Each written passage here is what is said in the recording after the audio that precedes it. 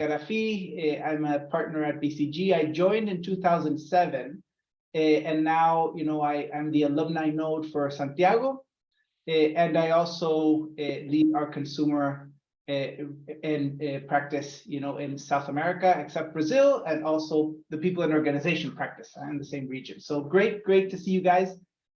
So many friends on this call. Gerry, was a really, a great leader at BCG. He entered BCG back in 1996, and he left in 2009. And while we were in the waiting room, I was recalling when I joined BCG in 2007, and Gerry was already such an iconic figure, and he was starting to fade into the next stage of, his amazing journey, where I remember he started with the blog, Gerry, back then. And so, so great to have Gerry, join today, given his role, also with TED in Spanish, where he's a director. He's the organizer of TED Rio de la Plata, the largest TED event in the world. And also, he's a host for the community Aprender de Grandes. So where I've seen, your show quite a few times. They're very fun conversations. So thank you, Gerry, for joining. And I'll give the stage to you so you can introduce Philip, and let's have a great conversation. We invite everybody to keep their cameras on, just to be, if you can, just to be able to have more of an engaging discussion. Gerry, all yours. Thank you. Thank you, Chris. Let me, guys, I'm going to go ahead and mute all of you for the time of the conversation. At the end, we'll have time for anyone who wants to ask questions. So think about questions for Philip. Let me mute you so that we don't have noises coming in. Philip, you are co-host, so you will be able to unmute yourself. All right, great to see so many friends again. BCG is like a home for me, so this is coming back home, and I love the invitation, particularly to talk to Philip and to discuss a few things with him, trying to learn from Philip. Well, Philip is a legend. Let me put it that way. We met back in '96 when I joined in the Boston office. We were office mates, not the same office, but we shared the Boston office, and we started talking back then, and I learned a lot from Philip along the years. Philip has been with BCG forever. He made huge contributions and had great impact around the world. He founded the media and internet practices or sectors. I don't even remember what the original name was, but his footprint around the system is huge. I got lucky because I got to work with Philip quite a bit back in the Boston office, but then when I moved to Buenos Aires, Philip supported us quite a bit in Latin America. He came quite often to support us in client development in different cases, and we all learned a lot from him. And then I left BCG. I left 13 years ago now. And after I left, I didn't get to talk to Philip as often as I used to. So this is a great way for me to say, hey, Philip, again. How are you? Are you there? I'm here, yes. Yeah. All right. So I like to start stepping back and asking you a really broad question about all these decades of thinking about technology and business, which is essentially what you have been doing so brilliantly. What have you learned? I mean, if you look back, if you step back and try to distill the most important lessons about strategy and technology and business, what can you share with us? That's a huge, very interesting question. Before I answer it, let me merely start by apologizing to everyone for obliging you all to have this conversation in English. I am the only person on this entire call whose Spanish is embarrassingly elementary. So thank you for the indulgence on that. In answer to your question, Gerry, well, There are all sorts of definitions of strategy. Indeed, there's now a whole industry of strategy academics who publish papers that they may or may be read in that academic community, but are probably not read in very many other places. The topic which started as a simple insight about experience curves, has turned into an academic machine. And I think, to be honest, in the process, the essence has actually been lost. I would define strategy actually in a rather orthogonal fashion. I think that in business, you can have a large number of small ideas, or you can have a small number of big ideas. And strategy is the small number of big ideas, period. Now, what constitutes strategy, therefore, is going to evolve from one period to the next as a function of the state of the world. What was strategy for Bruce Henderson is not strategy today. The issues that we are facing today, which may or may not be amenable to simple, big answers, are the questions that we should think of as being strategic. And the history of BCG has been one in which occasionally there have been insights. Somebody has come up with an insight that has been one of those big, simple ideas. Bruce's idea of the experience curve, cut price and add capacity. It was monolithic, it was dogmatic, it applied in some industries, it didn't apply in a whole bunch of other industries, of course. But nonetheless, it was a big, simple idea that changed how people saw the world. George Stork's idea, time-based competition, same kind of thing, had exactly the same quality. And I think that what we can be proud of at BCG is the way that BCG has more than pulled its weight when it comes to originating those kinds of big, simple ideas. But that's my definition of strategy, nothing more complicated than that. So that's great about strategy. What about technology? Because technology cuts across and, Yes. and has showed us a few things that are relevant for thinking about strategy and business. What can you reflect looking back at the last few decades? Yes, absolutely. I mean, interestingly, Bruce's insight wasn't really about strategy. I mean, yeah, it was something about Moore's law in a different form. But fundamentally, Bruce was thinking about low-tech industries. George's insight was about manufacturing. It was not really about technology as in the sort of digital sense of the word. But today, technology is the biggest single driver of industrial change, arguably. And therefore, technology is the domain within which those big, simple ideas are to be found. And I think that roughly every 15 years or so, there has been some kind of a shift in technology, which has been, if you like, the big, simple idea that reshapes business strategy, not just for tech companies, but for every company that's affected by technology, which means essentially everyone.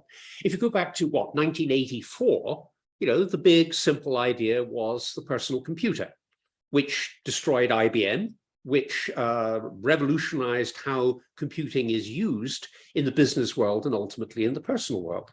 If you jump forward about 10, 15 years, it was this thing called the World Wide Web, invented by Tim Berners-Lee, that suddenly made networking available, again, to everyone and to every company. If you jump forward another 10, 12 years, whatever, so we say 2007, 2008, it was the iPhone, which suddenly made this kind of web capability ubiquitous. It wasn't that you went to the web, it was that the web came to you, and every other, an entirely new kind of interface, of course, the app in consequence. The fact that it's sort of roughly on a cadence of every 12 years or so is actually rather striking. But in each case, I would argue, not only was this a make or break strategy issue for companies in the tech world, which it obviously was, the rise and fall of companies like IBM and Microsoft and Apple was driven by all this, but also it was a transformative event for every company going to market, every company that has customers, every company that has a supply chain, every company that faces the kind of complex coordination issues that essentially define business in general. The obvious question that you're now going to ask, of course, is, well, that 1907, 27, 29, that's about 12 years back. So aren't we due for another one? And let me preempt the question by saying, yes, I think we are. Excuse me. And I think it's happening. I started talking about this thing. I called it ambience 5, 6 years ago, about 2015, 2016, in consequence of a few chance client engagements, which got me thinking about the question. And the whole idea is that essentially what's happening is that the digital world is moving from 2 dimensions to 3. We are moving into a world where the fundamental unit of digital content isn't the screen or the page or the video, but the fundamental unit is a 3-dimensional object, essentially the world of virtual reality and augmented reality.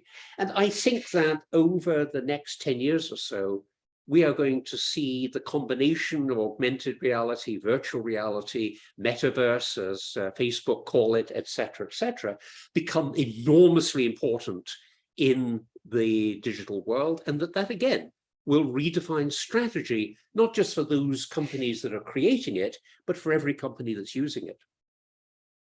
That's great. I wonder when we talk about ambience and the metaverse and all of that, is it the going from 2D to 3D, or is it the new way of organizing the world through the blockchain and crypto technologies and all of that? The rise of the DAOs or the new ways of organizing us and societies and companies and all of that. I wonder what's really going to make the big difference going forward. Do you have any thoughts about that? Yes, I do. When people talk about the metaverse, they are really talking about the combination of 3 distinct ideas. One is the technologies of augmented reality, virtual reality, etc. The second is 3-dimensional social networks, massively multiplayer online role-playing games, which goes right back to Second Life and World of Warcraft technologies or products that were around 15 years ago. And then the third, as you correctly say, is blockchain and distributed database, distributed ledger systems. And metaverse is variously defined as either the intersection or the union of those 3 phenomena. And people who write on it are very confused and very vague as to what exactly they're talking about within that space, in part because they want to represent it as being as big as possible, but in part also because it's very hard to make an argument that the union of those 3 things is actually a coherent whole. When Facebook when Zuckerberg talks about metaverse, he's really specifically talking about the combination of massively multiplayer games, which is what, when you think about it, Facebook is on the one hand, with augmented and virtual reality on the other. He's not doing anything with respect to blockchain. The last thing Zuckerberg wants to do is to see this whole phenomenon move onto a blockchain. That would be the end of Facebook's business model. So yes, what we're talking about is this 3-fold Venn diagram. And the big question is which parts of that diagram, and in particular, which intersections between those 3 circles will be the big deal. My own view, for what it's worth, is that it's really going to be the technology of augmented reality and virtual reality that's really going to come to the fore. I am skeptical that blockchain is going to live up to the hype and the expectations that it has generated in the last few years.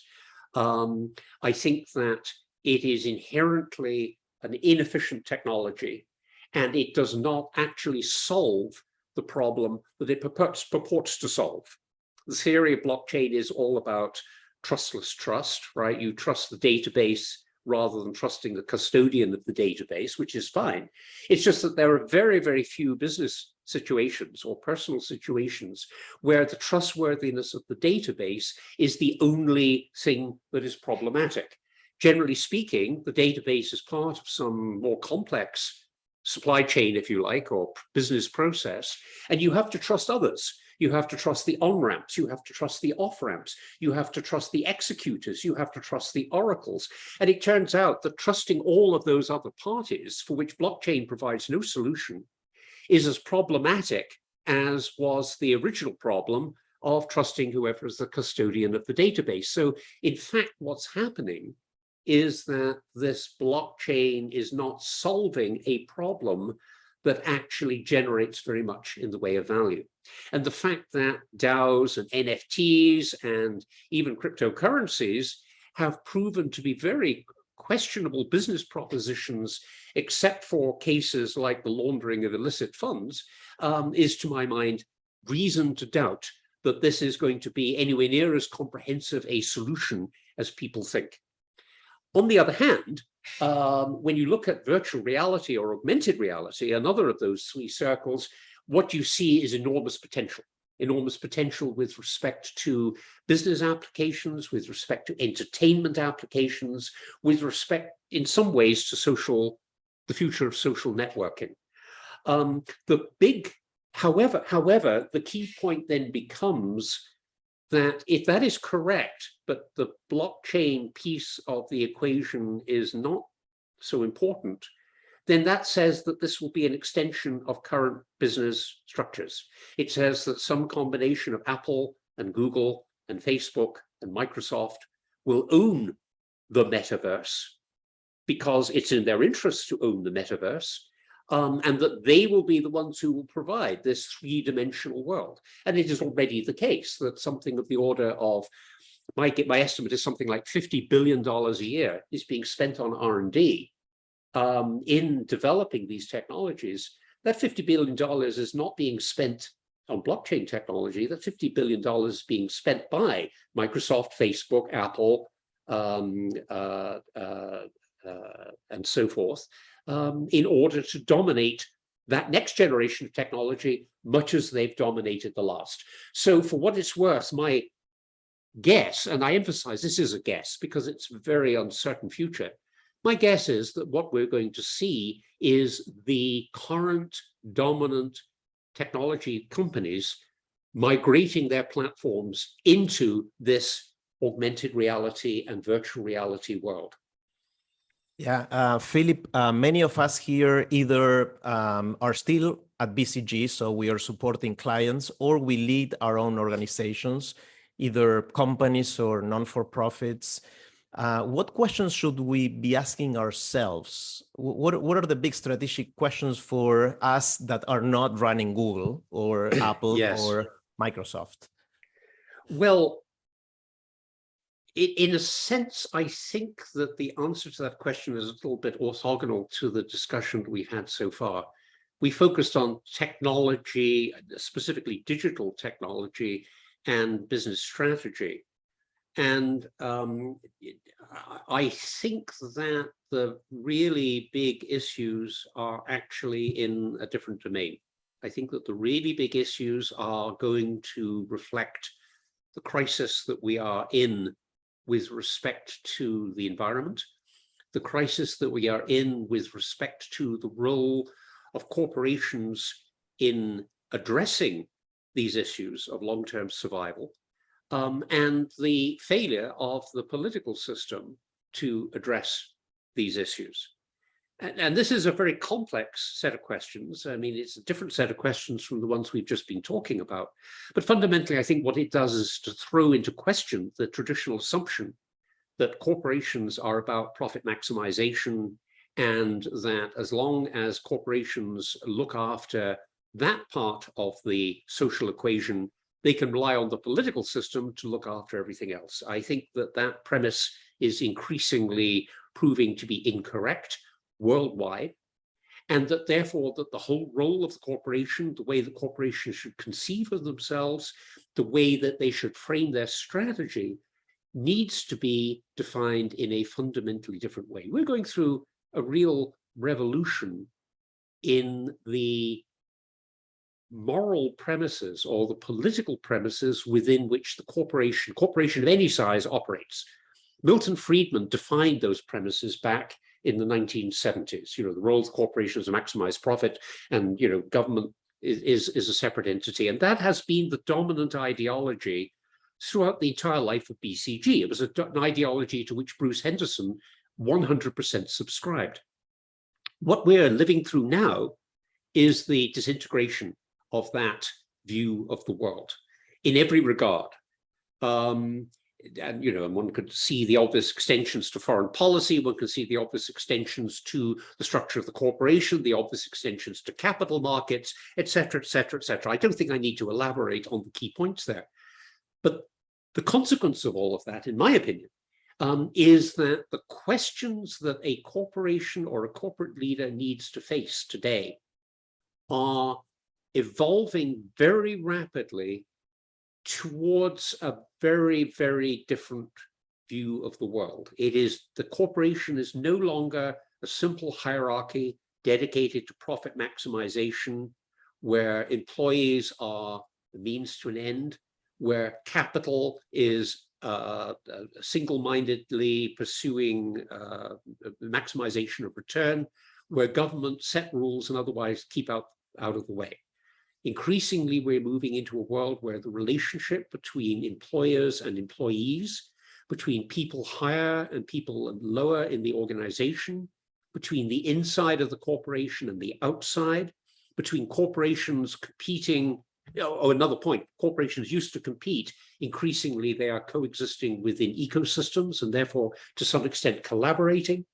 The relation between corporations and governments, the relation between corporations and investors, all of those traditional nexi, if I can use the correct Latin, all of those traditional nexi are breaking apart.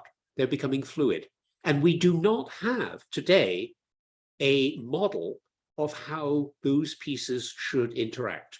We're living in a world that is increasingly complex, but in a sense, that's a trivial statement, but it, in some sense, is a rather important statement, because what I mean is that the complexity is no longer compartmentalized.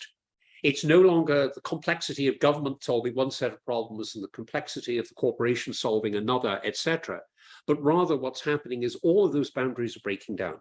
And therefore our theory of the case with respect to what the corporation is, what the corporation is doing, is changing very, very fast. And I don't think anybody can see their way to a new model of how these institutional pieces, how these institutions should actually fit together.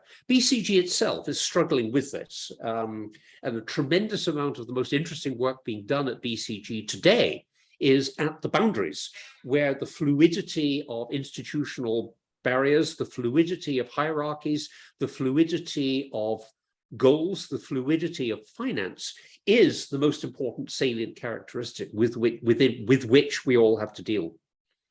Yeah, it's funny, looking back at the last few decades, I remember our discussions and the discussions in the business world in general. Most of the opportunities and challenges were local or regional. Then the globalization came. And of course, if you look at the big challenges we face as humanity today, they're mostly global. If you see the climate crisis, if you see the ethical problems around AI and how that evolves, if you see the crisis of democracies around the world, those are global problems, but we are not organized as humanity to solve a global problem, because none of the actors or the stakeholders have the incentives to be the first ones to take the step in the right direction. So I remember having discussions with you 25 years ago regarding top-down and bottom-up solutions to big problems, right? Yes. And believing in the power of the market, even if you assume that companies will switch from profit maximization into also looking after social impact and environmental impact. If you assume, even if we assume that, you still have to believe that the bottom-up approach and the market dynamics will be enough to fix those problems or face those challenges. So the big question is, do we have the right organization as humanity to face those problems? I know it's a huge question. But... Wow. If I knew the answer to that question, I probably would have written a book on the subject, but I don't. And I mean, I think a lot of people are groping. I think what we can say is something like this. If you go back to an idea that I had back in the late 90s, what I call deconstruction, which Gerry will, I think, probably remember. Basically, the idea was that through technology, we can modularize businesses, and that those modules allow for much better management within the module because the interfaces between modules are being controlled by technology, by standards, by interoperability of one kind or another. And, you know, that was the story of whatever, specifically like the PC industry, but it was also in a much more important way, it was the story of the internet back in the 90s when it first became a commercial phenomenon. I think that set of insights was correct, but I think that now what we're living in is in many ways, the exact reverse. What we're living in is a world where the modularizations that we have assumed don't work anymore. And the modularizations we've assumed are not just, you know, modularity between, you know, upstream and downstream in some supply chain where you have a simple handoff, but also the modularity of the roles of government versus corporations versus other kinds of non-profit institutions, the modularity of the relations between people in one department in a company and another department in the company, the modularity defined by the organization chart, the modularity defined by distinct technologies. All of these modularities are breaking down. And in order to solve the kinds of holistic problem that we face now, we need to combine capabilities, goals, aspirations in very, very different ways, but do it at scale. And the problem is, of course, that what modularity enables is massive scaling. You can coordinate in complicated ways as long as you're doing it on a small scale. Doing it on a large scale is very, very difficult. And yet that is precisely the challenge that we face. So what we need to do, I think, is find a set of what we're all struggling for is to find a set of solution to that set of problems. I do not claim to be able to offer such a solution, but I do affirm that this is the challenge that we now face, and that this challenge will define strategy and the role of technology over the next decade or more. Let me, Philip, switch gears a little bit. While all of you guys think about questions for Philip that we'll ask him at the end. Right before everyone joined, we were recalling and reminding ourselves with Philip of different BCG stories of the 90s and even the 80s, and how some of the simple stories stuck in our minds, even after 25, 30 years. And Philip, you're a legendary storyteller. I mean, we all look forward to your talks and speeches with clients at the partner meetings, at the practice area meetings. So storytelling is central to what we do in a way. I mean, we have to think, of course, the insight has to be there. We need to understand the industries, the dynamics, strategy, and all of that. But at the end of the day, if we don't tell stories, ideas don't stuck. Any thoughts about that?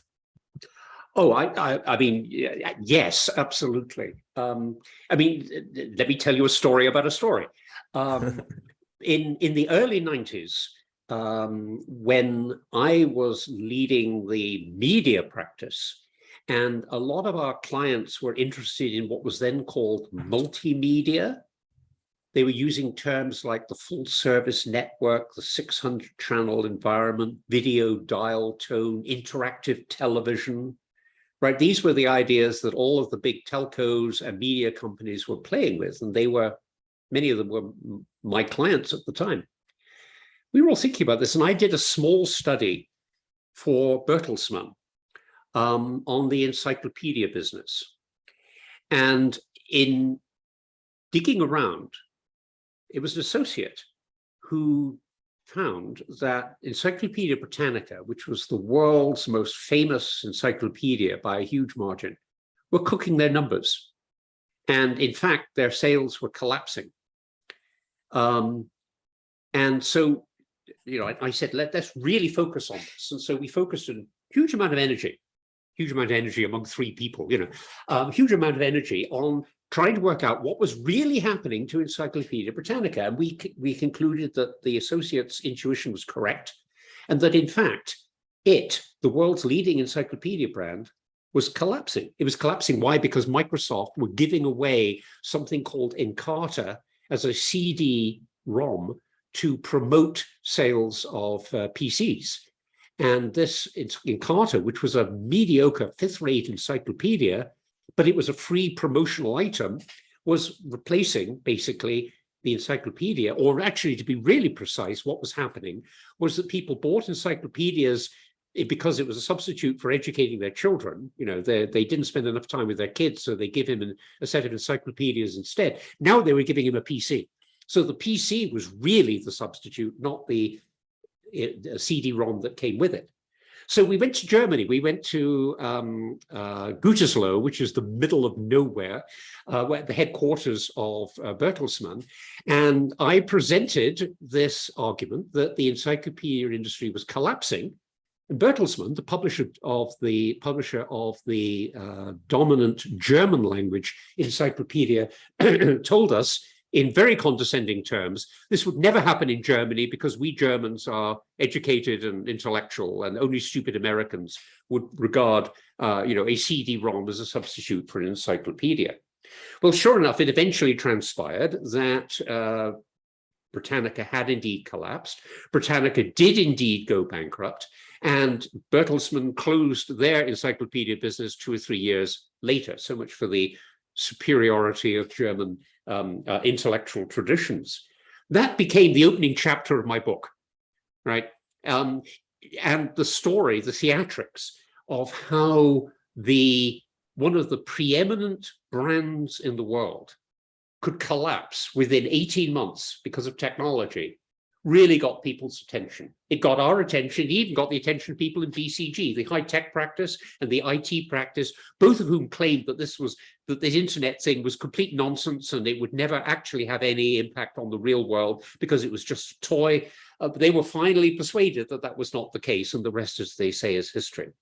So the history of BCG's own engagement with a technological revolution, a colossal disruption, was itself sparked by the history of one particular story.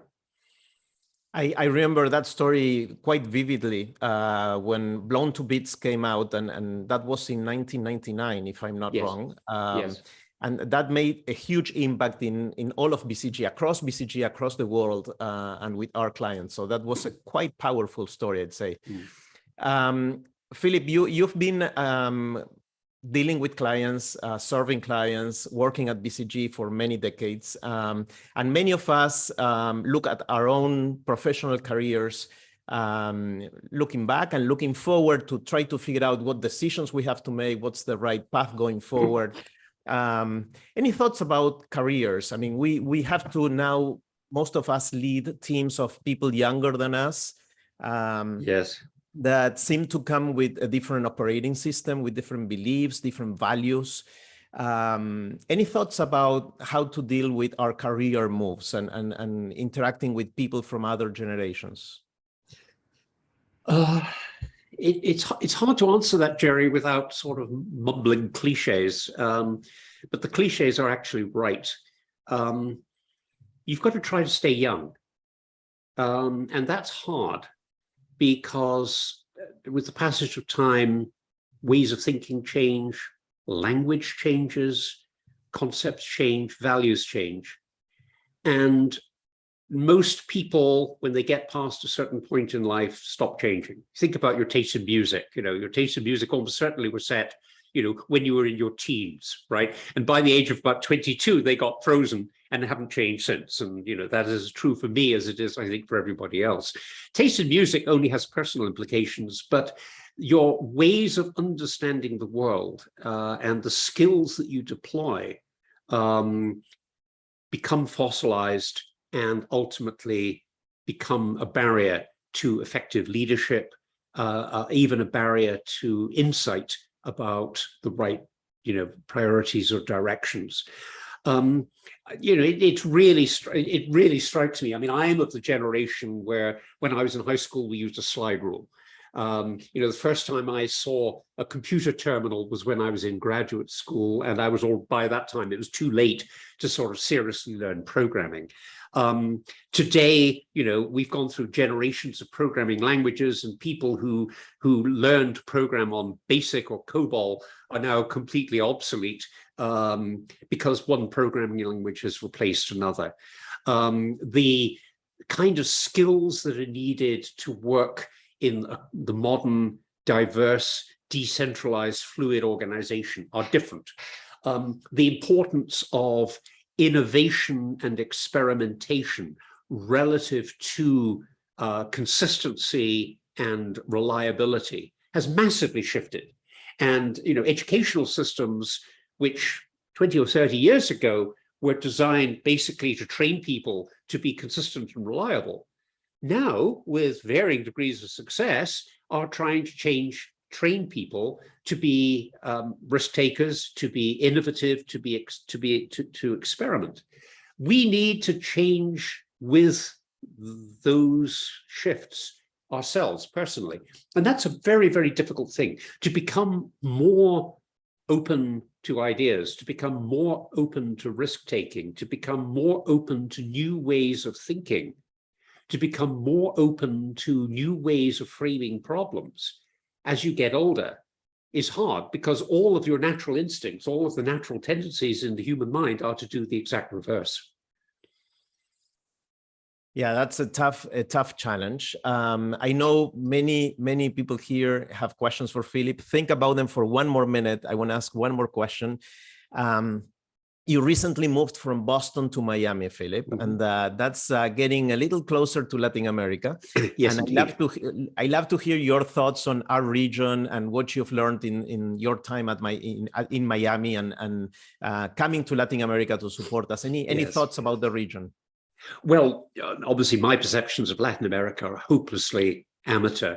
I bracket everything with, whatever all shucks modesty I can insert into the statements. My wife and I are really enjoying Miami. The climate, first of all, is much nicer than Boston. But it is more important than that. It is a strikingly open and cosmopolitan city. And that is something that I must confess, I mean, I've enjoyed that in BCG in general, but always been especially struck by that in Latin America, that there is a certain joyous energy about life in the Latin American countries, of which I include Miami, that is really appealing. It's a very young city, and indeed the Latin American countries are young countries by almost every sense. And therefore, all the points I was just laboriously trying to make about the importance of trying to stay young really are reinforced and supported by being in this kind of environment. I've enjoyed making new friends. I have enjoyed learning much more about the history of this region than I ever knew in the past. I hope to resume travel in the region as I have done so much in the past. It's always a delight. Peruvian food has proved to be one of the hidden gems of living in Miami. And that is something that we have come to appreciate enormously. It really has been demonstration of the very simple fact that the impossibilities in the world are really infinite if you're simply open to them. And what Miami has done for me has been to further open a range of possibilities defined by Latin American culture, and that both I and my family have immensely appreciated and enjoyed that. That's fantastic. Let's hear some questions from the audience. Let's do the following. If you're using the desktop version of Zoom, you can go down to reactions at the bottom of your screen and raise your hand. That way we know that you want to ask a question and we can unmute you and listen to your question. Let's try to keep the questions to a few seconds. If you don't find the raise hand option there, just wave desperately and I'll see you here. Who wants to start? Christian, let's start with Christian. Let me ask you to unmute. You can unmute Chris and ask a question. Cool, thank you, Gerry. I wanted to come back to the point you raised before around, global issues. The huge challenge we see now in terms of the atomization of society into small pockets, a lot of personalization, but, in a way taken a bit to the extreme where, in some countries we're seeing, and I think it's global, no? How society is breaking down into very polarized factions. And, social media and all of this has also a big role in which that's playing, to feed into that, and therefore to always see people who think like you. So how do you see this playing out, Philip, as we move forward in terms of the social dynamics? And, what is the role of technology to help us also get out of this, no? What are your thoughts there? Well, I think that tribalism of one form or another has been with us since the beginning of human history. And it exists maybe because it's some kind of an instinctive, natural, evolutionary feature of the human mind. But it exists also for political reasons, because one of the ways that the privileged maintain privilege is by creating a common enemy. And therefore, institutions such as nationalism, which may be a good thing, but racism, which is a bad thing, have a logic in the dynamics of any society, because part of how you hold it together is by defining who we are, by defining who we aren't, by defining some other of one form or another. And that is true of, Native American societies in North America before Columbus. That is true of the polises, the city-states of ancient Greece. That is true of every society. And of course, it's true of ours. In a sense, we lived in a transient world where that seemed to be less important. And part of the reason why it seemed to be less important was because media were inherently homogenizing. When you have in the US 3 television networks, all of which are national, all of which are imbued with a certain set of values, when you have a small number of newspapers, all of which have broadly the same perspective, you have a body of media that is essentially holding the country together. And the conflicts that exist, again, let me speak of the US, such as the continued oppression of Black people, were kind of suppressed. The 1950s, perceived as an era of unity, was an era of unity because a whole segment of the population was being systematically disenfranchised, and that was not even a political issue. In similar way, the Cold War provided another definition of the other that had no particular practical implications, because thank God it never turned into a hot war. But we had a set of institutions that managed this natural logic in such a way that it had no practical implications for day-to-day politics. What's happened today, of course, is that those particular instruments of deflection have gone away. We have seen in many countries the increasing voice of minorities. And of course, the Cold War is no longer a convenient unifying political principle on the one hand, But on the other hand, what's happened is that the media have fragmented. And the fragmentation of the media means that instead of constituting this unifying ideological force, as they were in the past, creating some sense of nationhood, they have become reinforcing of local tribalisms of one kind or another. I think that that is a sea change. I think it's a fundamental change. It's as fundamental a shift as the evolution of print was in the 15th century. It's irreversible. In fact, in many ways, the exception was the period when the media technologies were inherently unifying, rather than the period when we are entering where the media technologies are inherently disunifying. And therefore, what we're going to have to do is to live with essentially a new feudalism in which people's loyalties are much more localized, not necessarily by geography, localized on some definition of community, and that the interactions or rivalries of those communities become the central fact of politics.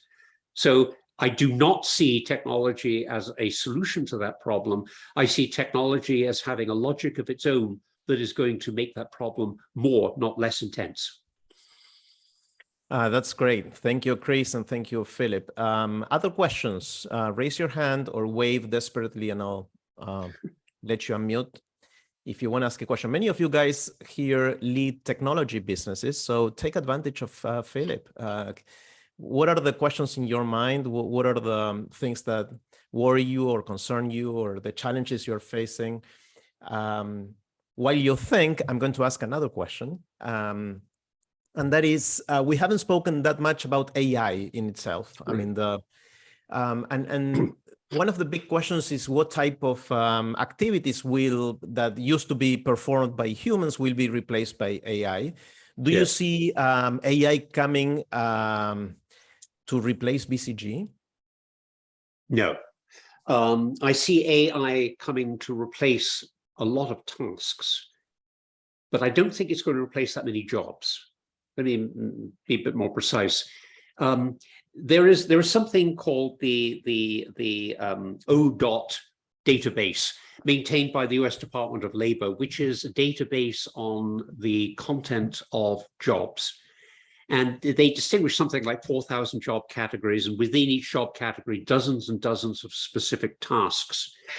And what AI does is not, in general, to replace a job. What it does is to replace a set of tasks within a job. And over time, we will see a tremendous amount of automation in consequence of what AI is capable of doing. In particular, the simple task of, picking an object up, moving it around and putting it down, which is something that comprises a very large number of tasks within a very large number of jobs, is something for which AI robots will become increasingly adept. But what that will mean, therefore, is the redefinition of the job. The job will be redefined as being those tasks which AI cannot automate and managing the AI for those tasks which AI can automate. There will be not that many cases, truck driving being perhaps an exception, where the AI could replace the entire job. Moreover, I think this will happen over time, and given that in any advanced economy, something of the order of 7 or 8% of people change jobs each year anyway, so you have a natural turnover of something of the order of 7 to 8% of the labor market per year. AI adding another 1% to that per year is going to be something that economies will absorb. So we're not going to get mass unemployment, in my opinion. And we're not going to get the mass elimination of specific job categories, with a few exceptions. Taxi drivers, truck drivers, conceivably, if and when they can solve that last problem, the final problems with respect to automated driving. But in general, what will happen is that AI will become a set of tools that will enable the enhancement of jobs by automating those tasks for which the machine is more effective than the human being. Thank you, Philip. Camila, unmute yourself and tell us something. Hi, Philip. I was Hello. wondering, I have a very specific question. You know, you say we're living or changing into this new digital era, and this is affecting obviously all companies around the world. And with the pandemic, obviously this accelerated.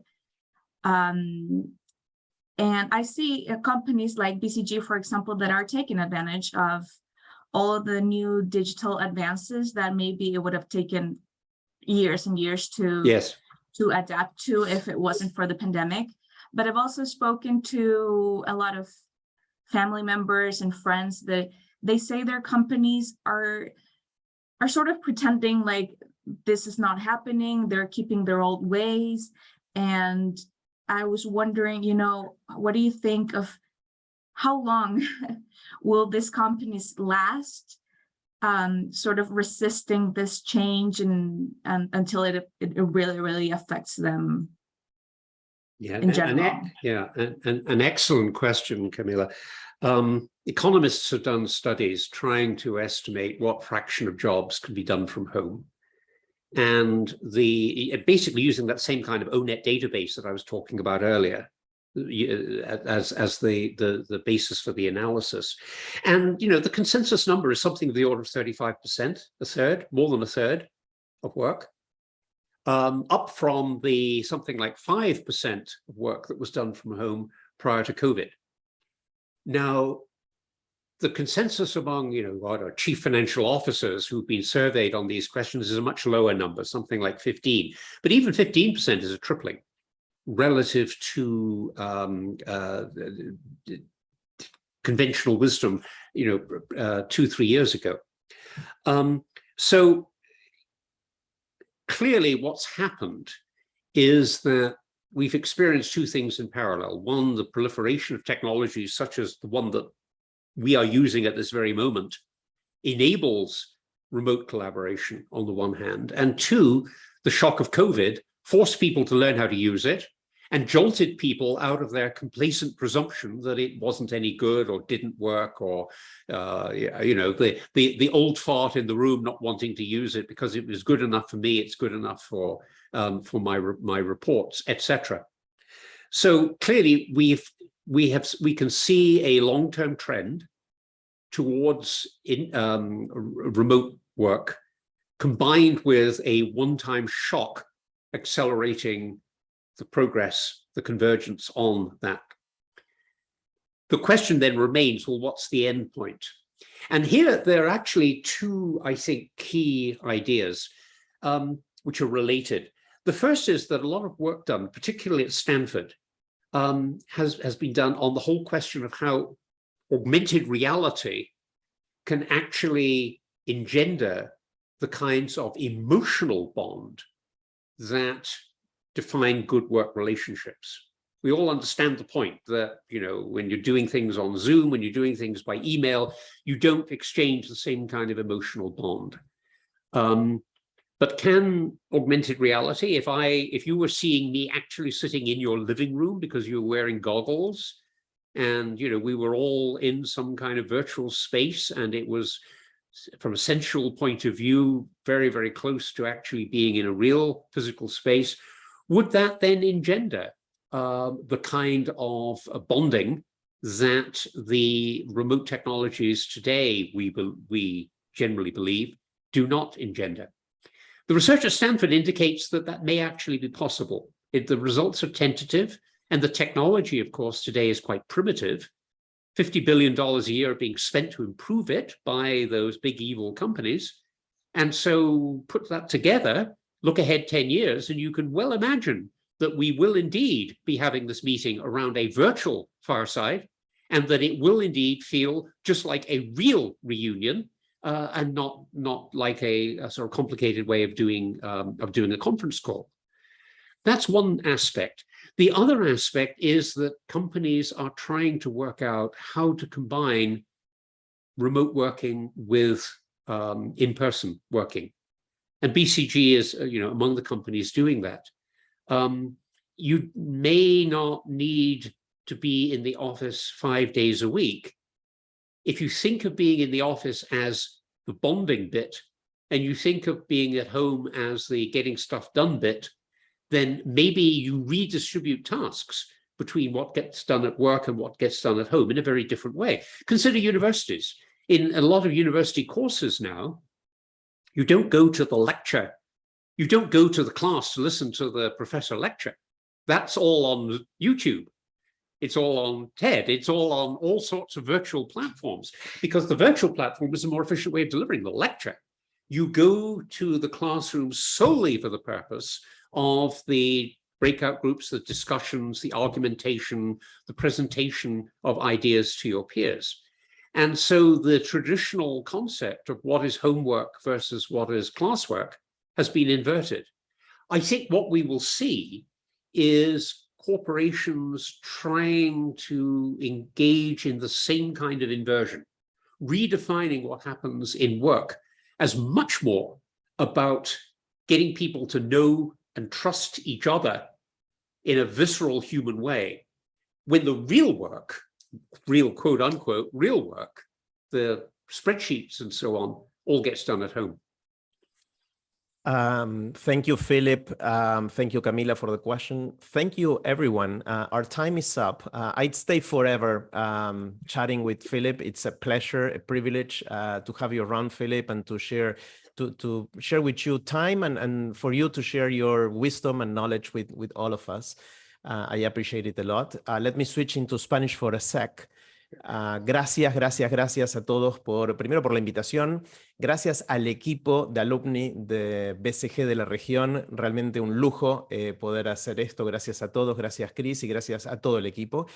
I hope to see you guys again soon. Philip, thank you so much for your time and your friendship. Thank you. Thank you so much.